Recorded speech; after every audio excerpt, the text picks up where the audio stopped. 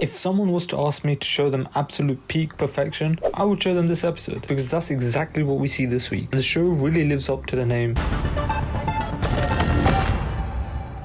And let's talk about it. There will be spoilers ahead, so come back after you have watched it.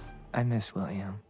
This is the episode we've all been waiting for, the complete Invincible War. We pick right up after the end of last week with the variants of Mark coming to Earth, and they start causing havoc all over the planet. We also see how Angstrom Levy survived the end of season 2, and that was with the help of these guys, who I think are called the Technicians, but I don't remember. He then recruits the most evil and unhinged versions of Mark. Meanwhile, our version of Mark finds out about the variants and goes to fight them with Eve. We then see all the different heroes across the globe fight these guys, but no one besides Mark and Oliver really stand a chance. We then see Cecil and Donald fight one of them, and they use the high-pitched frequency sound thingy and the reaniman to completely destroy one of them. Cecil and Mark then team up to fight against these Invincibles, and Eve ends up brutally injured. Debbie then goes to Paul's house, who keeps telling her to go into hiding, but she won't since her sons are the ones fighting. The Guardians and the Teen Team also fight, and Rex pulls off one of the greatest sacrifice plays, on par with Marge and Vegeta's sacrifice, and he goes in the list of legendary superheroes. The whole war takes over a few days, and it ends with all the Marks revolting against Levy since he didn't deliver on his promise, but as they begin to torture him,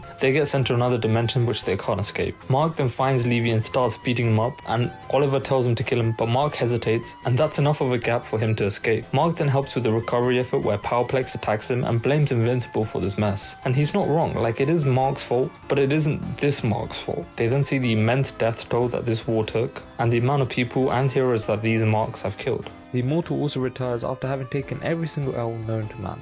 Cecil then asks Mark to lead the Guardians, but Mark refuses and he goes outside to help the people clean up. And this leads to the arrival of Conquest, voiced by Jeffrey Dean Morgan, and my boy just can't catch a break. There's so much in this one episode, and it does it so effectively. One of my main concerns going into this episode is how they will deal with the Invincible War, since it is a war and not a battle, and also one of the major events in the comics, although in some places it did feel rushed. But I personally felt that that's actually the strength of this episode. But by squishing this all into one episode, you feel the amount of pressure that Mark feels in these moments, with constant attacks happening all over the planet at pretty much the same time, and it's so effective at making us feel this pressure, because you feel worn out watching it just like Mark is. And then bringing in Conquest right at the end was so skillfully done, and it makes you realize that there isn't much of a time difference between this. The second the Invincible War ends, Conquest comes along, and it makes you realize how much Mark is suffering. I mean, the writers of both Invincible and Spider-Man just like to make their heroes suffer, and I think this format only works on a TV show because it would struggle to show all of this tension and rising pressure in a movie.